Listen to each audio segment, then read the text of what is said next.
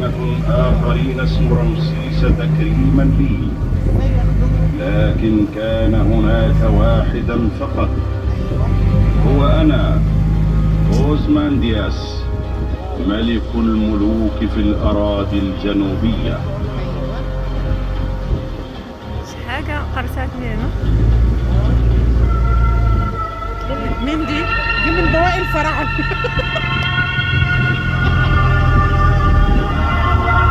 مشهد النبي موسى. يبين هذا مشهد المشهد النبي موسى. عملية اكتشاف الطفل موسى الذي وضعته أمه في سلة وألقته في النيل ليطفو على سطحه للحيلولة دون أن يقتله جنود فرعون.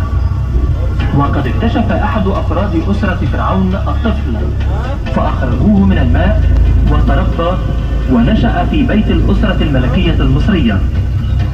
ولما كبر أنزلت عليه الرسالة، ثم قاد شعبه من اليهود وخرجوا من مصر.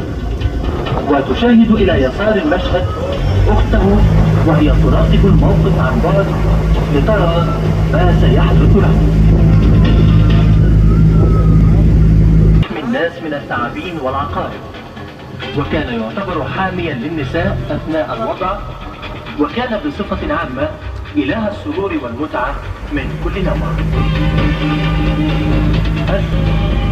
الآن تدب الحياة في مصر القديمة بمشاهد الزراعة والصناعة. حديقة فرعونية.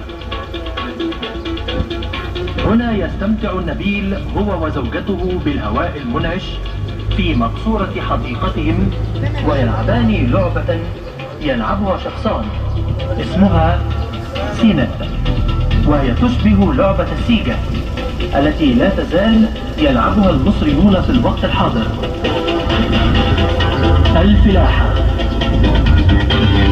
حرث الأرض هو أول عملية لتجهيز الأرض وإعدادها للزراعة. ونشاهد أمامنا الفلاح ممسكا بالمحراث الخشبي البسيط يجره ثوران. وبعد أن تتم عملية الحرث تجري عملية تكسير الكتل الطينية الجافة باستعمال الفأس، ثم تجري عملية شق خطوط مستقيمة في التربة بالمعول. ثم يقوم المزارع ببذر الحب من كيس صغير يحمله أو سلة، وتتبعه الأغنام لكي تضغط بأرجلها الحب في التربة. ونشاهد أبراج الحمام إلى جوار المنازل، وكان المصريون يستعملون الحمام كطعام، وكذلك لحمل الرسائل، ولا سيما بالنسبة للجيش. وكانت الحقول تروى بواسطة الشادوف، وهو رافعة يشبه الميزان، وقد علق في أحد طرفيه دلو، وفي الطرف الآخر حجر ثقيل مقابل الدلو ليوازيه ويوازنه. وعندما يتم حصاد المحصول تحمل حزمة إلى مكان الدراسة في أكياس من الشبك تعلق في قائم خشبي، وتتكون أرضية مكان الدراسة الدائري من تربة صلبة، وعندما توضع عليها كتلة من السنابل تساق عليها الثيران أو الأبقار لتكسيرها بأقدامها الثقيلة.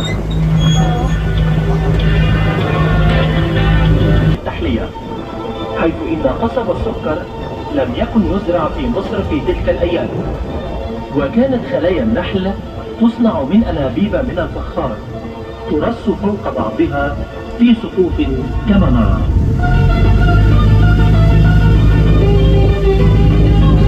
بناء القوارب. كان نهر النيل هو الطريق الرئيسي للمواصلات في العهد الفرعوني، ولذلك كانت صناعة القوارب صناعة هامة. وكانت القوارب الصغيرة تبنى من حزم من نبات البردي تربط بعضها إلى بعض بالحبال. صيد الأسماك. كانت هناك أنواع كثيرة من الأسماك في النيل والقنوات المتفرعة منه، وكانت تشكل مصدرا جيدا للطعام. كما كان صيد الأسماك رياضة شائعة، ويمكن مشاهدة إحدى طرق صيد السمك أمامكم، حيث تمتد شبكة الصيد بين قاربين، ويقوم الصياد بضرب الماء بعصاه لإزعاج السمك فيقع في الشبكة، ولننظر إلى الشبكة لنرى إذا كان قد وفق في الصيد اليوم أم لا. الرياضة عند قدماء المصريين. اهتم قدماء المصريين بالعديد من الرياضات مثل رمي السهام والتحطيب، وكذلك كان أول من مارس لعب الهوكي بالتاريخ. وأولها صناعة طوب اللبن في قوالب، والمادة المستعملة في هذه الصناعة هي طين النهر الذي يخلط بالماء والتبن حتى يصبح عجينة سميكة، ثم توضع قطع من هذه العجينة في قوالب خشبية ثم تترك لتجف في الشمس.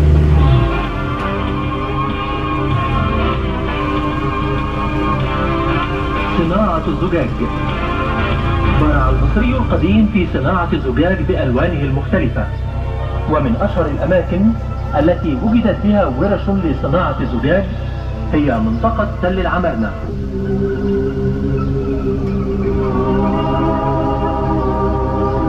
التحنيط.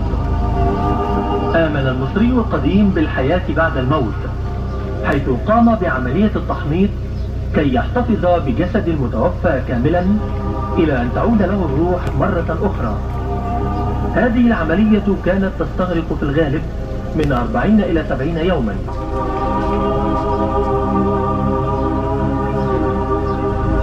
صناعة الفخار. تعتبر صناعة الفخار من أقدم الحرف في مصر، ويرجع تاريخها إلى سنة 6000 قبل الميلاد. يعجن الطين بالماء ويخلط ببقايا الأواني الفخارية المصفوفة أو القش المبشور، مما يساعد على جفاف الأواني المصنعة ويجعلها مستوية وبدون شقوق. والآن إلى بعض المظاهر المصرية الساحرة. نرى في هذا المشهد المراحل المختلفة لتجميل حائط حجري. وأول مرحلة في هذه العملية هي تسوية السطح، ثم ينعم ويثقل بقطعة من الحجر الصلب، ثم ترسم خطوط حمراء على هذا السطح الجاهز لضمان دقة عملية تكبير الرسومات الأصلية. ثم يقوم الفنان بعد ذلك برسم الإطار العام على الجدار، مستعينا بالمخطط العام الذي أعده الفنان الأصلي على لوح صغير أو حجر أو قطعة من ورق البردي. نحت التماثيل. كانت عملية نحت التماثيل تجرى عادة في المحجر، حيث يقطع منه كتلة أو قطعة الحجر اللازمة. وأول هذه الخطوات هي فصل الكتلة الحجرية عن سطح الصخرة، ويتم هذا بدق خوابير أو أوتاد خشبية في ثقوب يتم ثقبها في الصخر، ثم تبلل هذه الأوتاد بالماء. وعندما تتمدد الأوتاد بفعل الماء فإن قطعة الصخر تنفصل. فازات الألبستر. كانت الفازات تصنع من أنواع مختلفة من الأحجار، ولا سيما الألبستر وهو حجر ناعم يمكن تشكيله إلى أشكال جميلة. وكانت فازات الألبستر تستعمل كمصابيح أو لتخزين العطور والزيوت الغالية. ورشة النجار. كانت الأدوات التي يستعملها النجار تصنع من النحاس والخشب والبرونز. وتشاهد إلى اليسار رجلا ينشر كتلة من الخشب إلى ألواح. وكانت المطرقة والأزميل والقدوم وقوس الحفر لحفر الثقوب من الأدوات التي كان يستعملها النجار. ترسانة السلاح. كان الفراعنة يهتمون بأن يكون الجيش مزودا بالسلاح في كل وقت، وكانت الأسلحة تشمل الأقواس والسهام والسيوف وبلاطات القتال والحراب إلى جانب الدروع والرماح. صناعة العطور. كانت العطور محببة إلى النساء في مصر القديمة، وكانت تتكون من الزيوت العطرية والشحوم. وكان عصير الزهور الطيبة الرائحة يستخرج منها بوضعها في كيس من الخيش السميك، ثم يلوى طرف الكيس في اتجاهين متضادين باستعمال قضبان خشبية.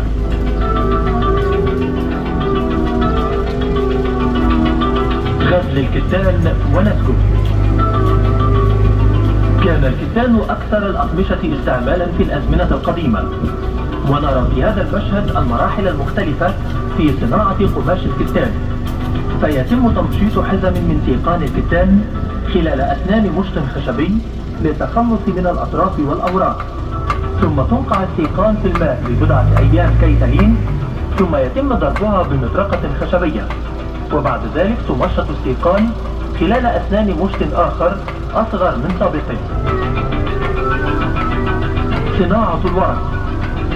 كانت صناعة الورق من الصناعات الأخرى الهامة، لكنها كانت حكرا على الدولة، ويعتبر الجزء السفلي من ساق نبات البردي هو أصلح جزء لصنع الورق. وأول الخطوات هي تقشير اللحاء الأخضر الخارجي، ثم ينقع اللب الأبيض في الماء. بعد ذلك يشرح هذا اللب إلى شرائح طولية رقيقة، ثم تنقع في الماء العادي. وبعد تكرار عملية النقع ترص الشرائح اللينة على قطعة من القماش في طبقتين، إحداهما رأسية والأخرى أفقية. وبعد أن يتكون سطح الورقة بهذه الطريقة يدق بمطرقة خشبية بهدف لصق الطبقتين، وبعد ذلك تغطى الورقة بقطعة أخرى من القماش وتوضع بين حجرين ثقيلين لبضعة أيام، ويتم جفافها في هذه الفترة في الشمس، وتصبح بعد ذلك صالحة للاستعمال. صناعة النبيذ. كان النبيذ الجيد من المشروبات المفضلة عند قدماء المصريين، ويرينا هذا المشهد كيفية صناعة النبيذ. فتوضع عناقيد العنب الناضجة في حوض مصنوع من الحجر الصلب مثل الجرانيت الذي يقاوم التسرب ويسهل تنظيفه، ويتم الضغط على هذه العناقيد بالأقدام، ويصب العصير الناتج في أواني فخارية كبيرة لكي يتخمر. نماذج معموله بنفس الشكل، التفاصيل مش نفس الحجم نفسه، في زي في الاقصر نفس شكل المعبد ده، وهم طبعا كانوا بيقدسوا الالهه بتاعتهم على شكل تماثيل، يعملوها على شكل انسان وحيوان، زي الكبش اللي موجود قدامنا ده هو شكل اله الخصوبه، وله شكل تاني على شكل انسان على اليمين. حاسس ان هم كانوا في الكبش موجوده في الانسان باعلى نسبه من الكائنات الاخرى، عملوا التمثالين دول ومبنى زي ده قرابين للتماثيل موجوده بالداخل. ده الكاهن المسؤول المعبد، غالبا المعابد كان ليها حد مسؤول عنها، كانوا يستأذنوه عشان يدخلوا المعبد، ما كانوش بيقدروا يدخلوا المعبد كده بدون طبعا تصريح من الكاهن اللي موجود امام الجوار. اتفضلوا نشوف طبعا الناس تتواصل مع بعض في نفس مكان العباده، وتاخد هنا الناس العاديه، بعدين في صلاه للولاء، وفي صلاه تخص الملك او الكاهن اللي موجود قدام البوابه. ده النظام بتاعهم، لازم مش كل الناس بتتواجد مع بعض في نفس مكان العباده. موجود على العمود شكل ثاني من اشكال الالهه، هي شكل سيده بوزنين بقر. هم كانوا بيجمعوا بين الشكل الانساني والحيواني عشان يقصدوا ان هم بيقولوا ان احنا بنقدس الصفات، مش ما نقصدش الحيوان او الانسان نفسه، ولتكن دي العطاء والحنان والهموم والحاجات دي متجسده عندهم في شكل الانسان وفي شكل الحيوان اللي هي البقره والسيده اللي موجودين دول. من هنا يا جماعه ندخل صاله ثانيه تخص النبلاء، الطبقه الغنيه، الطبقه العليا في المجتمع. تقصدوا طبعا احكام حاجه ثانيه، قدس الاقداس ده اهم مكان له قدسيه في المعبد، بيقول لك لحد هنا ممنوع بقى اي شخص يدخل جوه. هو بس اللي الكبير الكهنه الراجل اللي شفناه ده هو اللي بياخد الهدايا والقرابين للزوار جوه المعبد، يقدمها للتمثال اللي جوه ده. لكن غير كده ممنوع اي حد يدخل. بعد ما يقدم القرابين للتماثيل اللي جوه دي كان بيشيلوها كلها في الصلاه دي. المخازن دي يا جماعه كانت لحفظ الهدايا والقرابين اللي اي حد كان بيزور المعابد زمان لازم يقدمها تقديسا واحتراما للصفات دي. ممكن تكون لحمه، فاكهه، ذهب، فضه، على حسب. هنا في حاجات فضيه وذهبيه، هنا في حاجات تكون شكل الاطعمه او مثلا ان هو بيقدم حاجات زي كده في المعبد. طبعا بعدين يوزعوها 3 اجزاء، جزء للكهنه وجزء للفقراء وجزء للدوله، على زي نظام الضرايب، زي النظام اللي احنا بنعمله دلوقتي. ده عن ايه فكره المعبد من الداخل. اتفضلوا يا شباب عشان نكمل حاجات مع بعض. طبعا الحيطان الخارجيه للمعابد يا جماعه بيسجلوا عليها الحاجات المهمه، الاحداث السياسيه، حد بيعمل حاجه مهمه زي الملك رمسيس الثاني موجود فوق على العجله الحربيه بيحارب جيش اسمهم الحيثيين، حرب طويله وانتهت معاهده سلام. جيش الحيثيين ده هو جيش من سوريا الجزء الشمالي. في الوقت ده كان في مشاكل ما بينه وما بين الملك رمسيس الثاني ملك مصر، بعدين عملوا معاهده سلام، يعني شكل اول معاهدات السلام في العالم كانت موجوده في مصر على يد الملك رمسيس الثاني ده. اللغه يا جماعه اللي كانت بتستخدم لغه صعبه جدا. زمان قدماء المصريين كانوا بيستخدموا لغه عباره عن طيور، حيوانات، اجزاء من اعضاء الانسان، زي الشكل اللي موجود قدامنا ده. اللغه دي فضلت فتره طويله جدا محدش يعرف عنها حاجه، لحد ما في راجل فرنسي اسمه شامبليون هو اللي ترجم اللغه دي سنه 1822. كل علامه من دول ليها معنى يا جماعه. المعنى دي ممكن تستخدم حرف الميم، ده للسين، ده للكاف، ده للفاء، ده للواو. اما دي كلمه اسمها عنخ بمعنى الحياه، يعني اقصد علامه ممكن تبقى كلمه، علامه ممكن تبقى حرف. من هنا صعوبه اللغات اللي بالشكل ده. زي ما قلنا اللغه دي كانت فتره طويله ما حدش يعرف عنها حاجه لحد واحد فرنسي اسمه شامبليون هو ترجمها سنه 1822. بقى عندنا معلومات عن الناس دي. قبل كده محدش كان يقدر يعرف حاجه عنهم، وكان كل الموضوع كله كانت مباني واهرامات ومعابد، لكن مفيش تفاصيل. التفاصيل جت بعد ترجمه اللغه المصريه القديمه على يد فرانسوا شامبليون. اتفضلوا نشوف بقى البيوت. بيتين هنا موجودين قدامنا. الاول هنشوف بيوت النبلاء او بيوت الطبقه الحاكمه منهم، بعدين نشوف بيوت الناس البسيطه وعامه الشعب، ودول طبعا شكل الايه؟ الطبقتين اللي كانوا عايشين في الوقت ده. المجتمعات القديمه غالبا ما فيهاش طبقات وسطى، والكلام ده طبعا بيتكلم من 3000 سنه، فبالتالي بيوت النبلاء هي حاجه كده زي الفيلل بنظام من جوه. بعدين في بيوت الفلاحين او الطبقه البسيطه ندخلوا بعد كده. في وسيله تنقل خاصه بالاغنياء بتجرب الاقصنه. اتفضلوا ندخل جوه. ده شكل الفيلل او شكل البيوت المنظمه اللي احنا بنستخدمها دلوقتي. بيت حديقه زي دي يا جماعه، شكل يعني حديقه بس صغيره كده.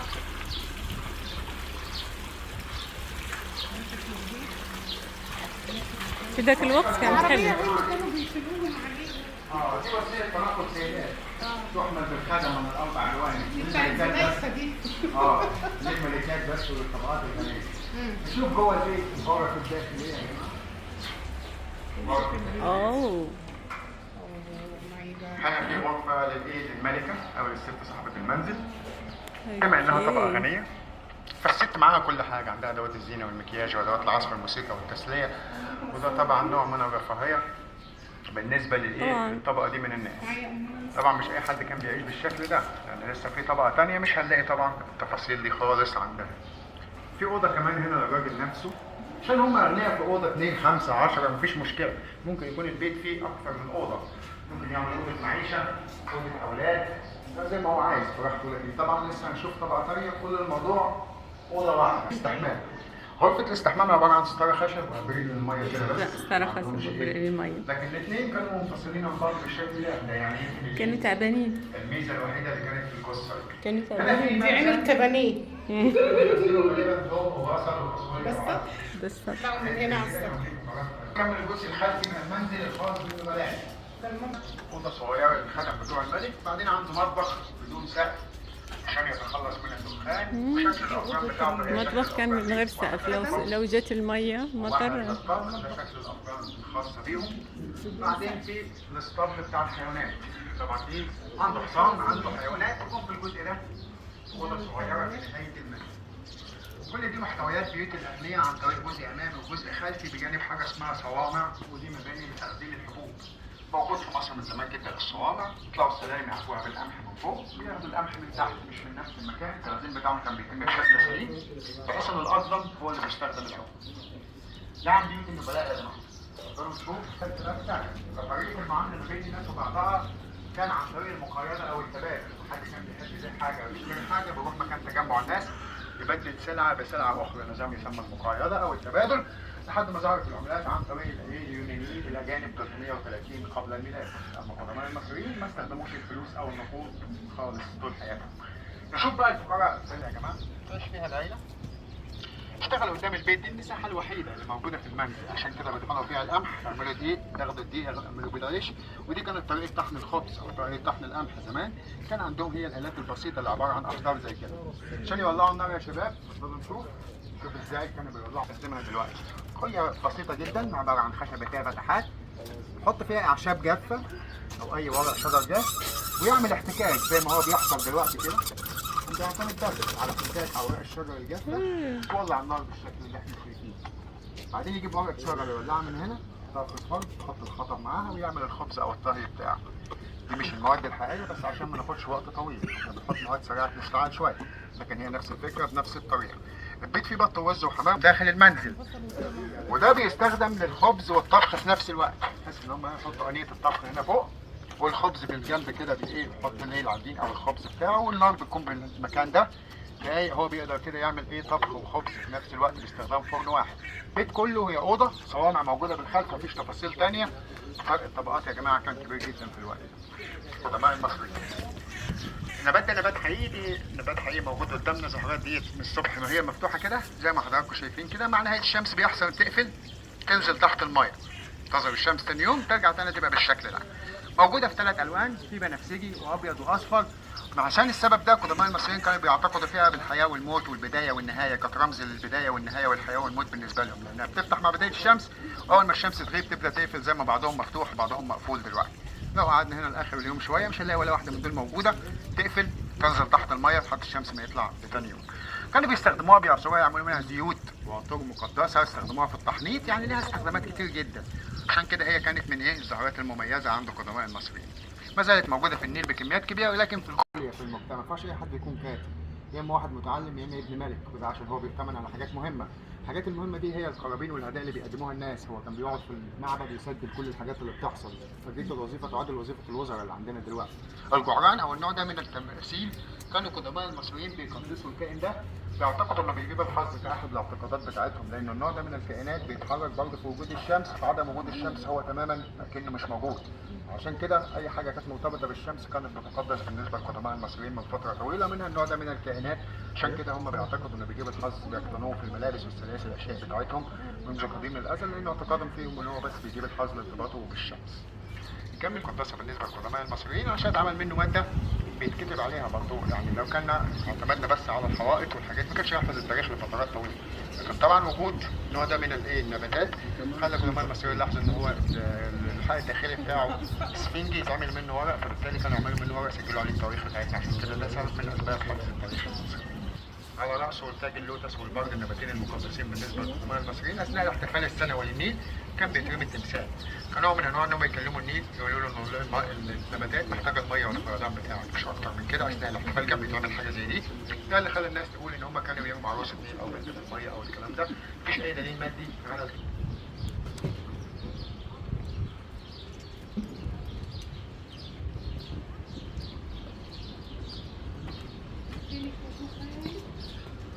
شايفة الجو جميل.